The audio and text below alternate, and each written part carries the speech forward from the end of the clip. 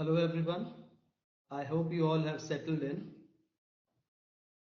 As you are all aware that today's session on tax planning is organized by NBC Advisors Private Limited and will be hosted by Ms. Ruchika Bhagat, FCA and Managing Director, NBC Advisors Private Limited, Neeraj Bhagat and Company, DK Chopra and Company, and Brooks Consulting Private Limited. She has been a member of the Institute of Chartered Accountants of India since 1998. She has a robust suite of financial specialists who have helped many individuals and organizations to establish a business here in India. She is assisting clients in setting up business in India for foreign more than 25 years of experience helping businesses to grow and be more profitable. She has a strong and genuine passion for business growth and sustainability, and has a vast knowledge of working with Indian companies as well as many foreign companies from Japan, UK, US, Italy, China, etc. I would like to add, due to many number of registrars here, we'll not be taking any questions as far as the session is concerned. You can drop your questions whatsoever you have on the email itself, and you can take the registered email ID from your point of contact in our organization. I would like to welcome Ms. Ruchika Bhagat now and share her valuable insights with us. Over to you, ma'am. Thank you, Nikhil. First of all, thank you very much, ma'am. Thank you, Nikhil. Thanks a lot for the nice introduction. So, good evening to all the attendees. I'm Ruchika Bhagat, Chartered Accountant by profession. I'm practicing this profession from last 25 years, and I'm providing tax advisory support to many of my clients. I personally believe that being a regular taxpayer, we all should have awareness of taxes that we are paying and recent changes in our tax structure. So we are here to have an insight knowledge of tax, what budget 2023 has to offer to the employees, and most importantly, how to make this structure in such a way that on one hand, it should be within the four corners of tax, and on the other hand, it should attract minimum tax liability. So hope we will have an interactive session today. Before going ahead, I just want to share one thing, that because we have large number of attendees in this session, so it will be difficult to cater all the queries individually. So kindly mail your questions to your point of contact in our office so that we'll answer your questions at the earliest. Thank you. So in this webinar, I'm going to cover the topics. First of all, what new changes are there in budget 2023 that are going to affect individual tax liability? Then I will also be covering some common mistakes that normally employees do while filing ITR and how we can rectify those mistakes. Then I'll be covering allowances and perquisites that are commonly claimed by the employees and are allowed by Income Tax Act. Next, last but not least, I'll be covering the deductions that the employees can claim. So, whenever budget is declared, the first question that normally people ask from me is, हमें कुछ फायदा होगा या नहीं? This is the first question normally I get from the people. मुझे बताओ, मुझे क्या फायदा हुआ इस budget में? So I normally, in fact, this time I have actually said to the people, yes, you have been benefited, because after a long time, government has given a huge leap of rupees 2 lakhs in this budget. So what happened initially was, earlier there was a rebate of 87A under which income up to rupees 5 lakhs was exempt. But this year they have increased this rebate, that is, your income up to 7 lakh rupees is totally exempt. So in case you have income of rupees 6,99,900, in that case you don't have to pay any taxes. But if it crosses 7 lakh, that is, you have income of rupees 7 lakh 1 rupee, then in that case you are supposed to pay taxes. So as and when your income will cross rupees 7 lakh, your slab rate will start and you have to pay taxes. Similarly, in this budget, new tax regime will now be default tax regime. It means that whenever you open your portal for filing income tax return, you will also always find new tax regime. So in case you want to opt for old tax regime, then you have to opt out from new tax regime, and then you have to select old tax regime. So basically they have done this thing to promote new tax regime. Next, the major changes, the basic exemption limit that has been increased from rupees 2,50,000. Now it has been increased to rupees 3 lakhs. So this is the advantage given to the general public, that is, I can say, individuals. Then last but not least, this year they have introduced standard deduction in new tax regime of rupees 50,000. So what happened under a new tax regime earlier? There was no standard deduction, there was no 80 deduction, there was no section 10 deduction, and allowances deduction was there. But this time they have given a grant of standard deduction under new tax regime up to rupees 50,000. So coming to the next slide, tax liability of insurance policy. So till now, any amount received on maturity of insurance policy was totally exempt. That is, whatever amount you receive at the time of maturity of policy, it was totally exempt. But now they have laid a capping on this. So this was a major announcement in this budget, that any policy, if you have any policy whose annual premium is more than rupees 5 lakh, then whatsoever amount that you will be receiving on maturity of that policy, that maturity amount will be taxable in the hand of individual at the time when you will receive that maturity amount. So let's say I have 3 policies, one whose premium amount exceeds rupees 5 lakh and 2 whose premium amount is less than rupees 5 lakh. So in this case, the policy that have premium amount more than rupees 5 lakh, that maturity amount will be taxable in the year when it gets mature, and rest of the 2 policies, in case of rest of 2 policies, the maturity amount will not be taxable. So this exemption has been allowed only with respect to the low premium policies, that is the aggregate value of which is less than rupees 5 lakh. Here, I also want to discuss one thing.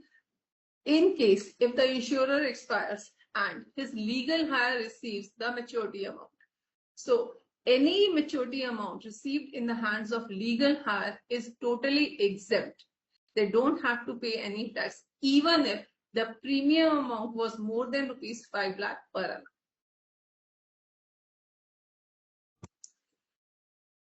Similarly, as I have discussed earlier, that tax slab has been increased from rupees 2,50,000 to rupees 3 lakh. So what earlier used to happen was we have categorized the individuals into 3 segments. One, those who have age up to 59 years, that is normal SSC. Then we have senior citizens, for all those who have age from 60 years to 79 years.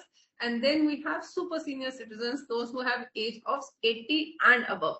So for normal individual resident, income up to rupees 2,50,000, that is the slab rate starts from 2,50,000. Prior to that, it was totally exempt. For senior citizens, it was rupees 3 lakh. Till 3 lakh, they don't have to pay taxes. After that, their slab rate starts, as we can see on the screen. And last but not least, super senior citizens, their income was exempt up to rupees 5 lakhs. So till 5 lakh, they don't have to pay taxes. But now, under new regime, they have not categorized into individual, senior citizens, super senior citizens. There is only one category for the individuals, and that too, the slab starts from rupees 3 lakhs. So till 3 lakh, you don't have to pay any taxes. And as and when your income increases beyond 3 lakh, that is, you have income between 3 to 6, you have to pay 5% of tax, 6 to 9, 10%, and so on.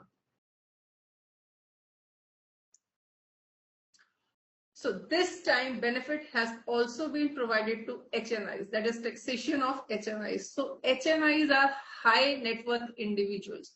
So all those individuals who have income of rupees 5 CR annually, they are considered as HNI for income tax purpose. So earlier HNIs were supposed to pay such as at the rate of 37%. So in that case, their total tax aggregate average tax was around 42.74%. That is, in case if they're earning rupees 100, then they have to pay around 43 rupees to government. So in hand, they were getting only rupees 53, if we see. So this time government has given rebate to them also. So this surcharge of 37% has been reduced to 25%.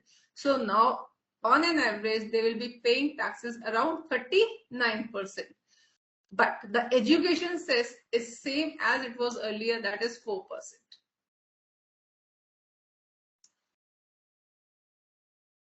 Coming on to the next belief that is given by the budget, that is section 5454F, maximum capital investments in house property. So budget 2023 has not only given benefits to the individual, but they have also laid a capping on certain benefits. For example, what earlier used to happen was like, I have a capital gains. So to reduce my capital gain tax liability, what I used to do, I used to either invest in house property or any other bonds to reduce my capital gain tax liability. So this year, from 23-24 onwards, they have laid a capping on investment in house property up to rupees 10 CR. So in case if I have a capital gains of 15 crores, then I can invest in house property to reduce that capital gain. But maximum benefit that I can get is only of 10 CR. So if I have a capital gain of 15 CR, even though if I invest in a house property of 15 CR itself, but still I'll be getting a benefit of only 10 CR, not beyond that. So maximum capital gains reduction, tax in capital gain reduction can be of 10 CR by investing in house property.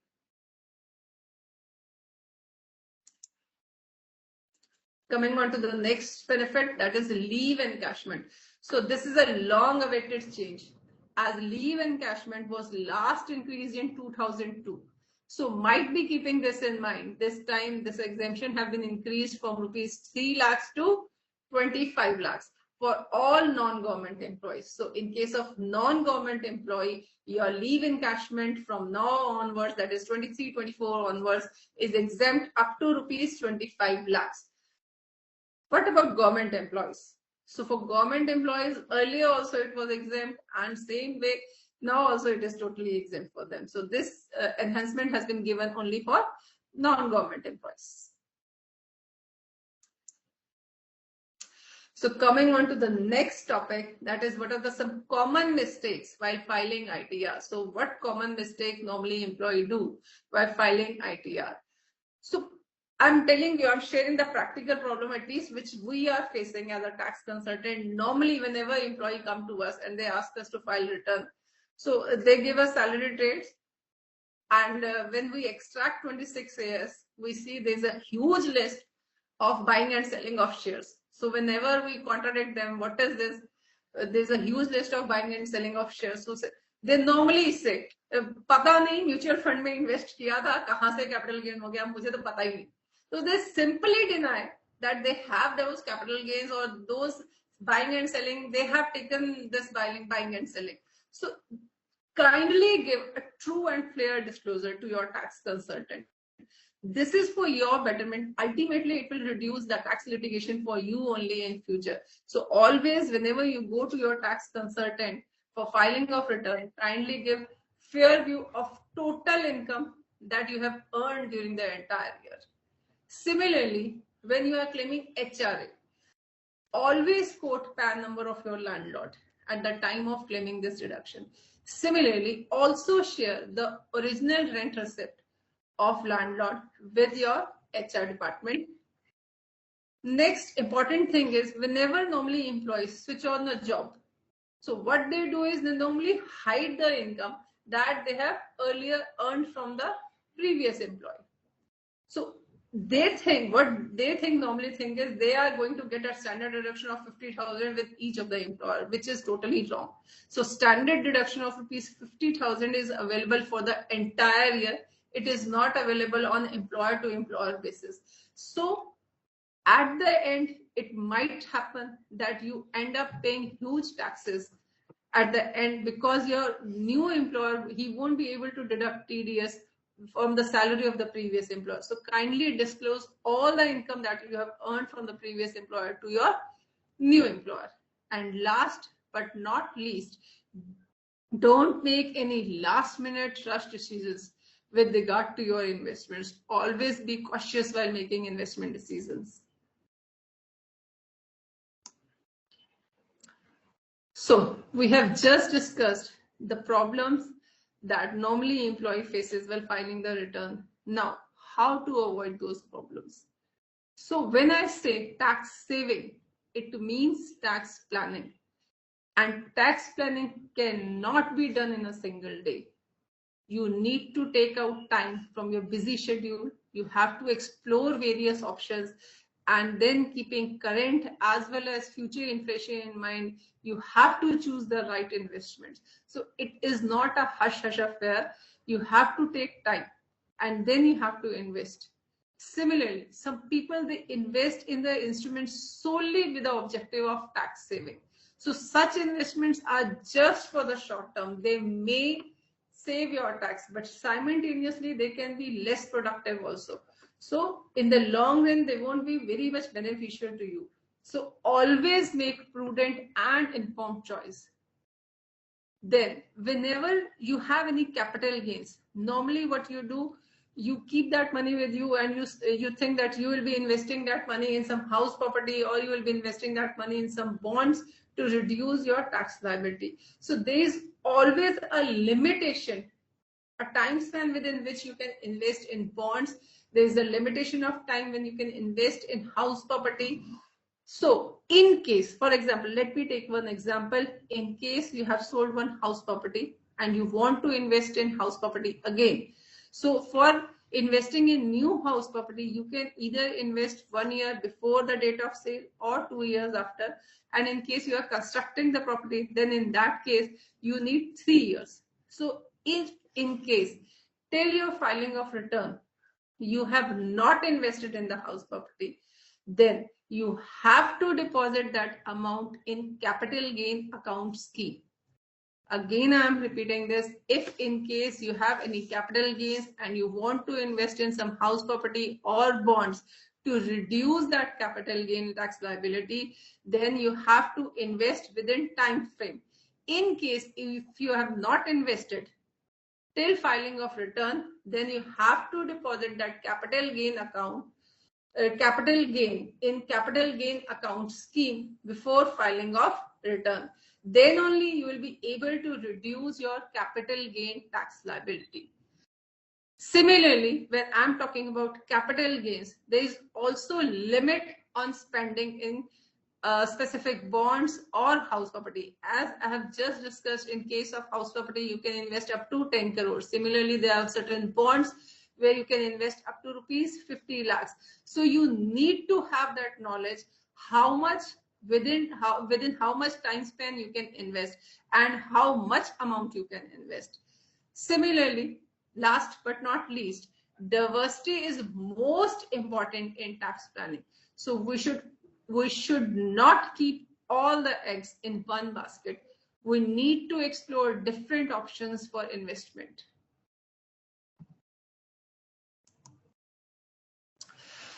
So coming to the next slide, that is tax on salary. What are the popular exemptions and deductions that are available to the salary class employee?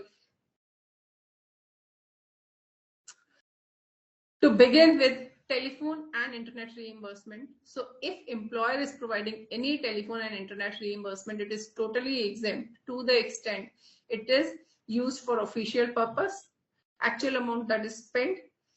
Similarly, children education allowance is exempt up to rupees 100 per month per child, maximum for 2 children. Then we have personal pursuits. For personal pursuits, the exemption limit is again actual amount received or spent for official purpose, whichever is less.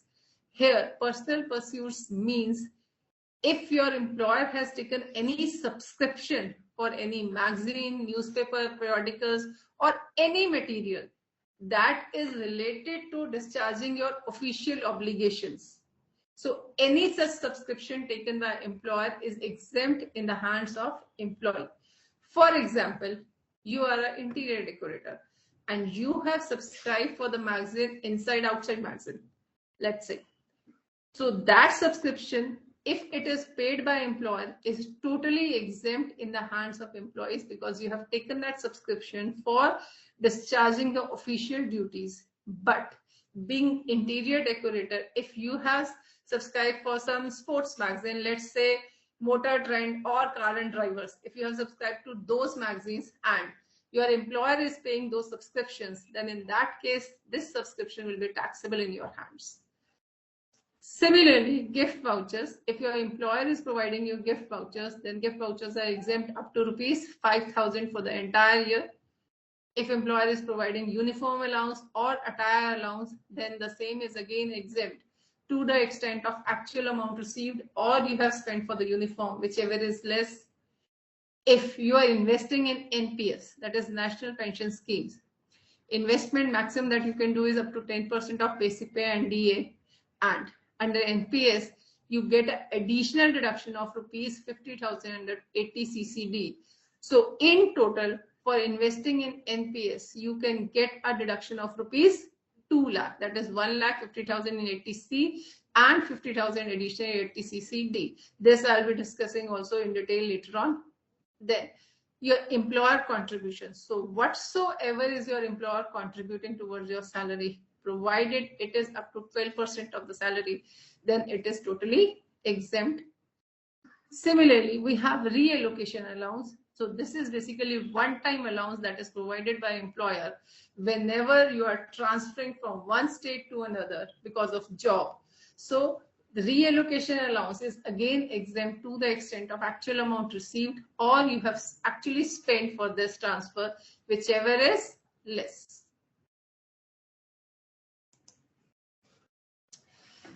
Coming to the most common deduction, that is house rent allowance. This everybody is aware of. So in case of HRA, least of the following is exempt. That is actual HRA that is received by the employee, then rent paid minus 10% of salary, then 50% of salary.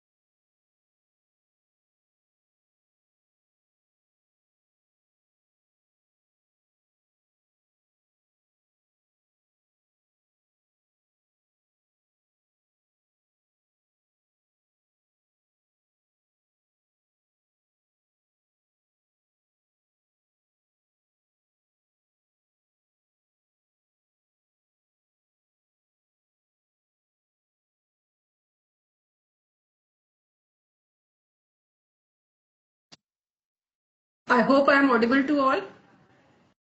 And I'm sorry for this technical glitch. So let's continue without wasting any time. House rent allowance. So this is most popular allowance, which is very popular among all the employees and everybody is aware of this. So when we talk about house rent allowance, we all know how to calculate deduction. That is, least of the following is exempt. Actual amount received, rent paid minus 10% of salary, 50% of salary in case you are in metropolitan city. Other than metropolitan, it is 40% of salary. But what is important to know is that in case of HRA, you can pay rent to your relatives also. That is, in case if you are paying rent to your spouse, if you are paying rent to your parents, your child, or any other relative, it is totally allowed.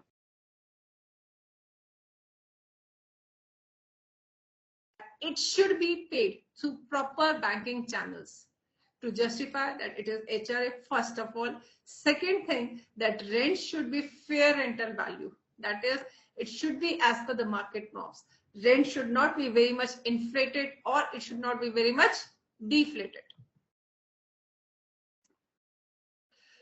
So coming on to the next allowance, that is leave travel allowance, LTA. So in case of LTA, what it is allowable twice in the span of 4 years. If in case you have taken both the LTAs, or you have taken one, or you have not taken any, so in that case only one can be carried forward. So if you have not taken any, or you have taken only one, then only one can be carried forward. That too, it can be claimed in the first year of the next block. LTA is allowable only for traveling. If your employer is also bearing your food expenses, accommodation expenses, then all such expenses are taxable in the hands of employee, whatsoever expense is borne by employer other than travel allowance. Similarly, when we talk about LTA is only available for domestic traveling. So in case if you are doing any foreign travel on LTA, then it is totally disallowed. So when we talk about domestic travel, so that can be done either through airways. So if it is done through airways, then in that case economy class fare is exempt. If it is done through railways, then in that case first class railway fare is exempt in the hands of employees. And if in case it is done through roadways, then deluxe class bus fare is exempt in the hands of employee.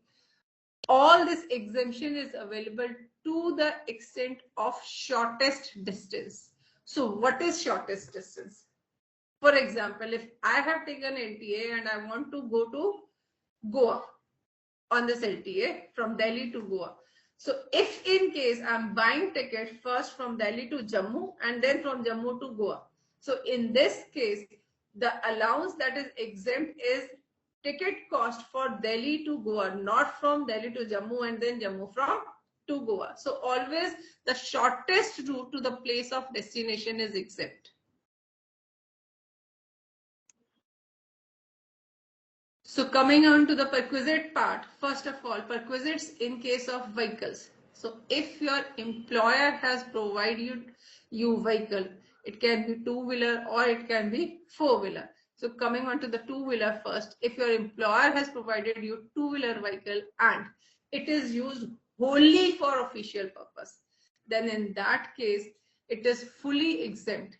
But if your employer has provided you two-wheeler and it is used for partly official and partly personal purpose, then in that case, whatever expense is borne by employer, whether it is of petrol or repair and maintenance or depreciation of the two-wheeler, whatever expense is attributable towards the personal purpose, the proportionate expense will be disallowed, that is taxable in the hands of employees. Similarly, when we move on to four-wheelers, so in case if your employer has provided you four-wheeler, that is car, and it is solely and wholly used for official purpose, then this perquisite is totally exempt in the hands of employees.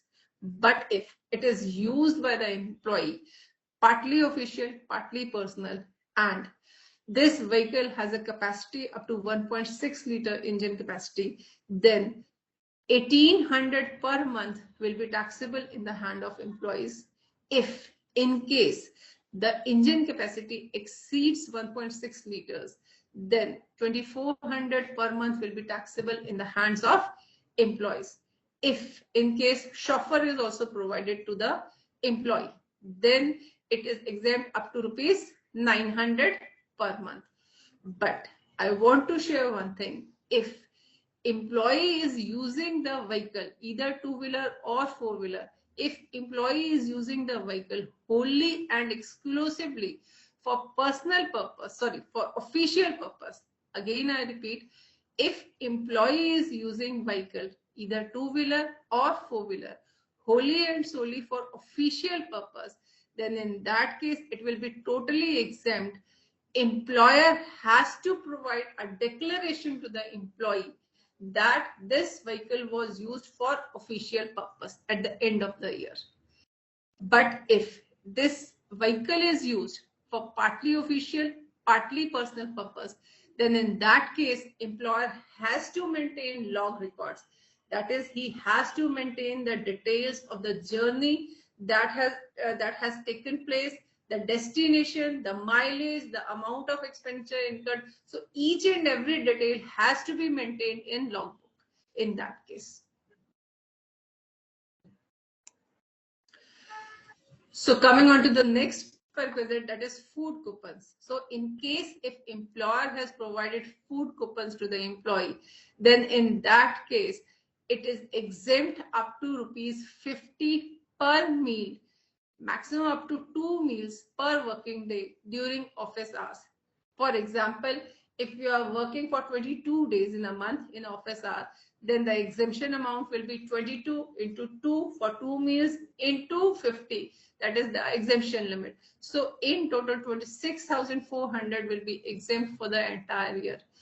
But if your employer is providing you tea, coffee, or any non-alcoholic drink or snacks during the office hours, then it is totally exempt. That is, it is tax-free perquisite. So the good point is, if your employer is treating you, so he is giving you some treat. So in that case, that treat is totally exempt. You can enjoy it to the fullest. You don't have to pay any tax on that.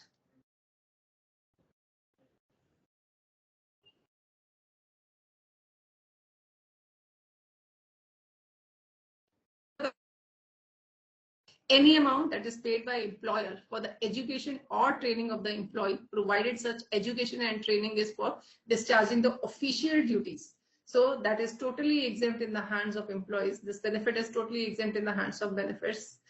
This benefit is totally exempt in the hands of employees. Similarly, if employer is providing laptop to the employees, again, it is fully exempt.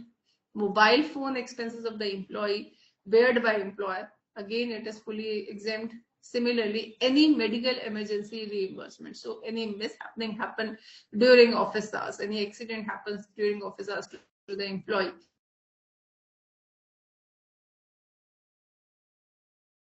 In this case, these expenses are totally exempt in the hands of employees. Similarly, if employer is paying health insurance policies of the employee, then in that case, it is totally exempt, provided it is taken for all the employees, not for some specific persons. Similarly, gift for the employer, gift by the employer is exempt up to rupees 5,000 per annum, provided this gift is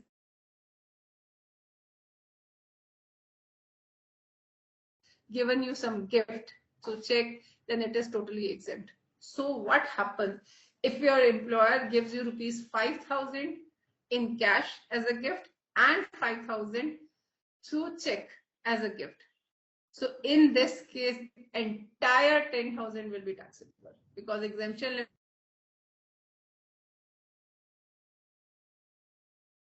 not pay your gift in cash.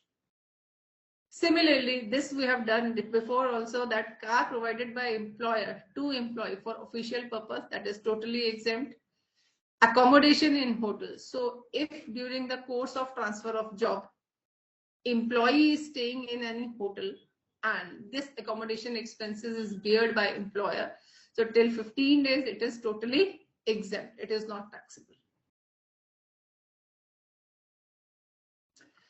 So coming to the next direction under section 24 subsection B, that is interest on home loans. So what I personally feel is buying a property on home loan is always part of tax planning. I tell you why. Whatever interest you are paying, you are getting this deduction under section 24B, and whatever principal amount you are repaying, for that you get a deduction under section 80C. So if you have taken any home loan and any interest is being paid by you, so that interest can be claimed as deduction under section 24B, maximum up to rupees 2 lakh if the house property is self-occupied, and there is no limit if the property is let out. Here the plus point is if they are co-owners of the property, that you and your wife together have taken the loan and both of you are paying interest, so each of you will get a benefit of rupees 2 lakh, that is 2 lakh each benefit will be given. Similarly, as I have told you, any loan repayment will also be claimed as deduction under section 80C. So 80C, this is, I think this is most common deduction that all employees are aware of, I'm sorry, and there is the long list of investments through which you can invest and you can claim this deduction. The only thing is that the maximum limit to claim this deduction is only rupees 1,50,000. So if you have taken any life insurance premium for your spouse, yourself, or your children, you can claim this deduction. Similarly, you have contributed to any Sukanya Samriddhi Yojana. Again, you can get this benefit. You have paid any premium on deferred annuity plan. Again, you will get this benefit. Or you have contributed to Provident Fund. You will get this benefit. If you have even deposited in PPF, then also you will get this benefit. Similarly, if you have purchased some NSC or you have purchased some ULIPs of UTI and LIC, then also you will get this benefit. There are some specific pension funds. If you have invested in those funds, then also you are going to get this benefit. If you are paying tuition fees of your children, that is school fees, tuition fees is a part of school fee. If you are paying that, then also you can claim this deduction. Similarly, as I have discussed before, that you have taken any housing loan and you are repaying the principal amount, then also you can get this deduction. If you have purchased any equity shares or debentures of any Indian public company who is into infrastructure business, then also you will get this deduction. Similarly, if you have subscribed for any mutual fund, again, you have this deduction.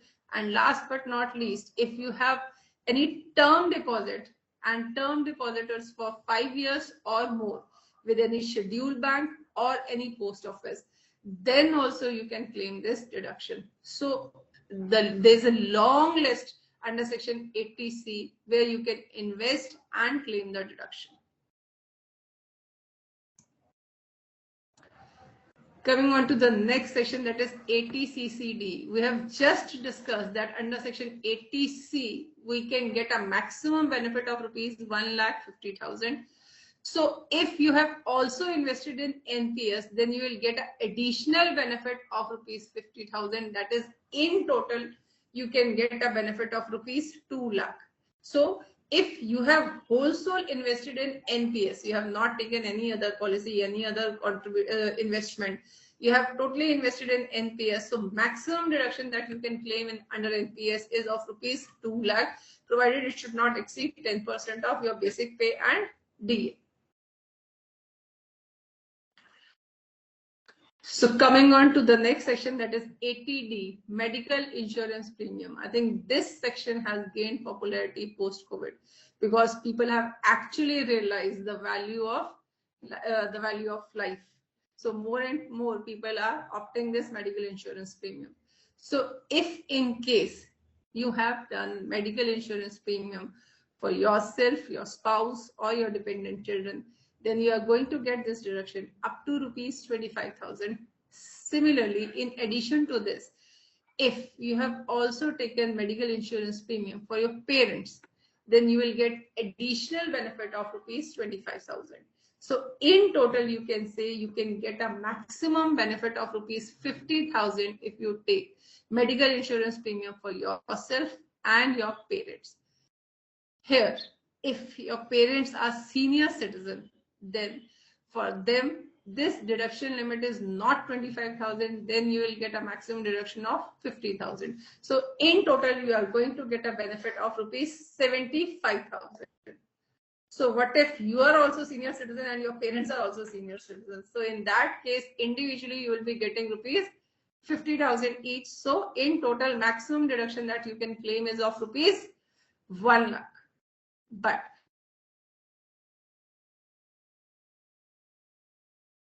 reasons you are not able to do this investment in insurance, medical insurance premium for your parents who are senior citizen, but you have incurred any expenses for their medical treatment.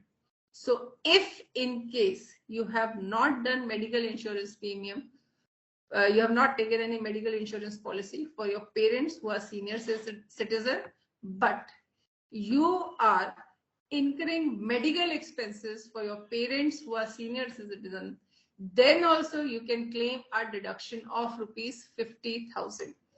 Here, in case if you have taken any preventive health checkup policy for yourself, spouse, dependent children, or parents, then a deduction of rupees 5,000 is also available. But any premium that you are paying for medical insurance has to be paid through checks. It cannot be paid by cash.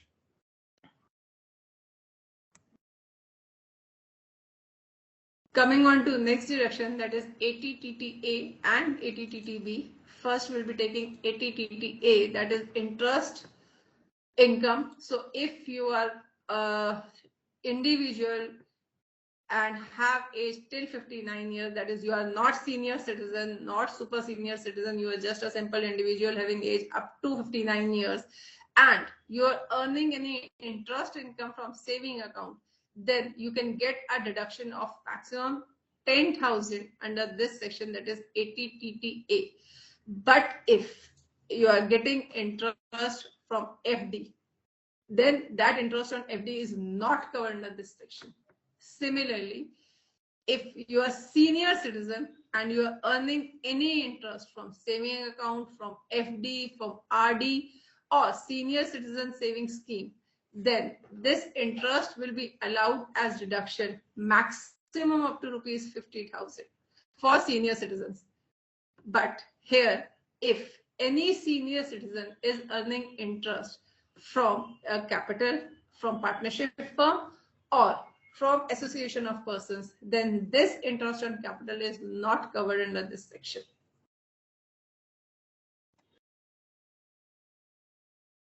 Coming on to next deduction, that is ATGG, deduction in respect of rent paid. The purpose why I have taken this deduction is that this deduction is for all those people who are not getting HRA and they are paying rent. So I'm repeating this again. If you are individual, you, your spouse, your minor child do not own any house property at the place where you are residing. You are living in rented premises. You are paying rent and you are not getting HRA. You don't have to worry for house rent allowance. You will get a deduction here under section 80GG. So the deduction amount is least of the following. That is first 5,000 per month. That is maximum 60,000 for the year. 25% of adjusted total income. Rent paid minus 10% of adjusted total income. So even if you are not getting HRA, you are paying any rent for the property where you are staying, you will get a deduction under section 80GG. But what you have to do, you have to fill a form 10BA. It gives you detail for all the description regarding the property, the rent, everything. So you have to fill in all the required information for this.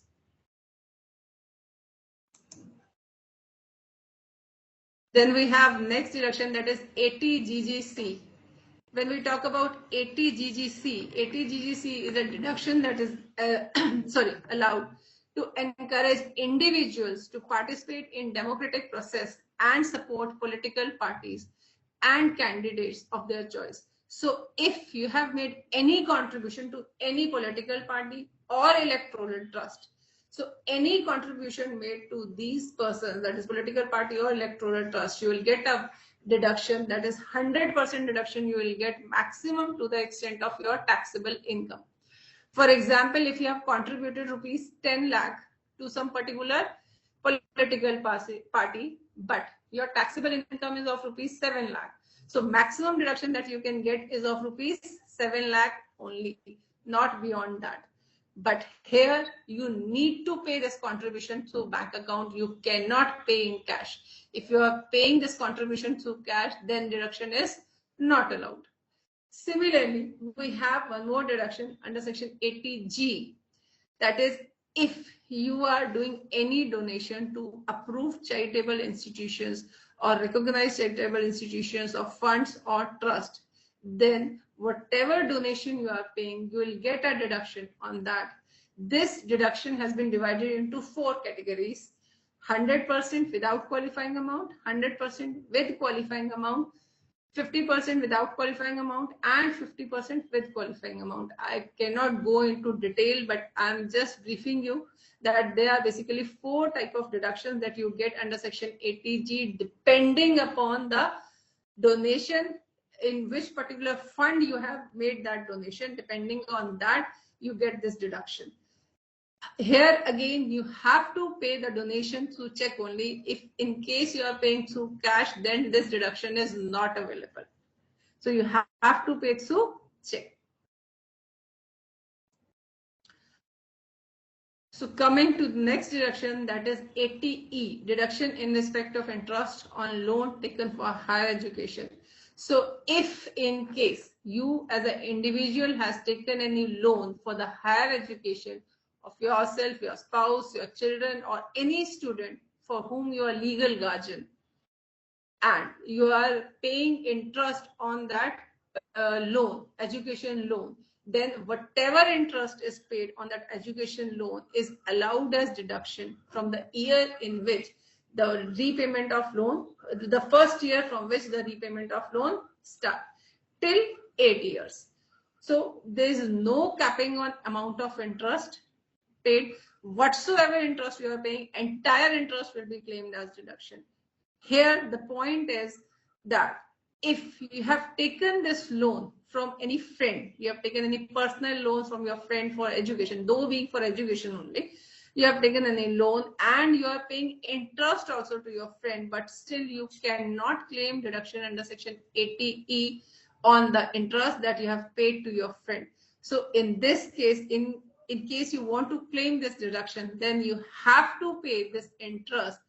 You have to take this loan from financial institution, approved charitable institutions. So if any personal loan is taken and any interest though being paid, but still it cannot be claimed as deduction under section 80E. Similarly, when we talk about higher education, what does higher education means? Higher education means any education beyond class 12th. So if you are taking any loan for any education beyond class 12, then that is treated as higher education. Tax benefits on contribution to PF and tax liability on interest on PF. So as I've already discussed, if your employer is contributing towards your recognized provident fund, then it is exempt up to 12% of salary. Maximum up to rupees 7,50,000 contribution. So if your employer is contributing towards your provident fund, it is exempt up to 12% of salary to the extent of rupees 7,50,000. Again, I am repeating, if you are getting interest on employee contribution. So any contribution beyond rupees 2,50,000 by employee, any interest on that contribution beyond 2,50,000 that interest will be taxable in the hands of employees. Similarly, whatever contribution employee is making, then that interest, whatever contribution employee is making, that contribution will be allowed as deduction under section 80C, maximum up to rupees 1,50,000. As earlier only, I told you that under old regime, what all benefits we were having, we can claim section 80 deductions, we can claim section 10 deductions, we can claim certain allowances, perquisites. Along with that, we can also claim section 224, the interest deduction. So these were all benefits that were available under old regime. But these deductions, these benefits are not available under new regime. So when I compare which is more beneficial to me, whether old regime or new regime. So here I have taken an example. Here this person is having 15 lakh per annum as a salary. He has not invested in any investments, any social security benefits. Therefore, he cannot claim deduction under section 80. He is not getting any allowances. So this is just a simple case where a person is not getting any allowances, where the person is not getting any benefits under section 10, where the person has not invested in any section 80 investments. So in this case, we can clearly see if you have not made any social security benefits, then in that case you are much more advantageous in new regime. Almost around more than 1 lakh you are getting the benefits. That is, if in old regime you end up paying tax of rupees 2,57,400. In same way, if we compute the tax in new regime, then your taxes are 1,45,600. So we can easily see we are much more beneficial in new regime. But on the contrary, if I take all the benefits under old regime, taking this case that this person has invested in social security benefits, he is getting all the allowances, he is getting section 10 benefits, he is getting perquisites also. So in this case, we can easily see if you have invested in investments of section 80, if you are getting the allowances and you are getting section 10 benefits, then you are always benefited in old regime rather than new regime. So the challenge is which one is more beneficial. So as such, there is no benchmark that we can say this is at this point of level, this is a cutoff point. At this point of level, you are more beneficial in old regime, or beyond this level, you are more beneficial in new regime. So it is that you have to calculate the taxes under the both regimes, and then only you can come to know in which regime you are more beneficial, whether old or new. And the best advantage to the salary class employee is any time, any year, they can switch over to old regime or new regime. So for example, this year you have certain social security benefits, you are getting section 10 benefits, and in that case you are getting benefit under old regime. Now next year you don't have any social security benefits. Now when you compute your tax, you find yourself to be better off in new regime. Easily you can switch over to new regime. So government has not laid any restrictions whether you have to stick to old regime or you have to stick to new regime, whether once it has been opted by you. Anytime you can switch over. This exemption is available to salary class employees. Similarly, as we can see, even if you are under old regime or new regime till 7,50,000, there is no it's point of indifference, no effect is there. But as and when your income increases, you can see the difference. So again, I'm telling you, there is no cutoff point where you can say before this new old regime is a benefit and after this new regime is more of benefit. So there's no such cutoff point. You have to compute your taxes in the both regime. So we have NBC, as we all know. Apart from that, we have our partners with PK Chopra and Company, then NBC Advisors Private Limited, and Brooks Consulting Private Limited.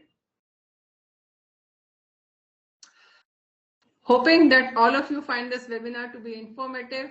In case you have any concerns, feel free to contact us, or you can also mail us, or you can call us anytime.